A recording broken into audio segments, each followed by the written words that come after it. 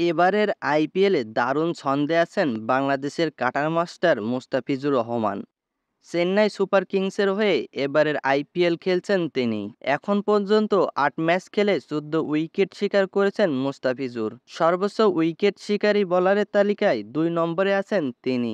শেষ হওয়া Chennai super Kings বনাম সানরাইজার্স হায়দ্রাবাদের বিপক্ষে ২ ওভার ৫ বল করে ১৯ রান দিয়ে তুলে নিয়েছেন ২ উইকেট। তবে এই ম্যাচে ৭৮ রানের বিশাল জয় পেয়েছে চেন্নাই সুপার কিংস। দেখতে দেখতে শেষ হয়ে গেছে আইপিএলের ৪৬টি ম্যাচ। রান বন্যার আইপিএলের শুরু থেকেই ২-৩ ম্যাচ বাদেই চেন্নাইয়ের বোলাররা রাজত্ব করছে ব্যাটসম্যানদের উপর। তাই তো প্রতি ম্যাচ শেষেই চেন্নাইয়ের ক্যাপ্টেন প্রশংসায় ভাসান মুস্তাফিজদের।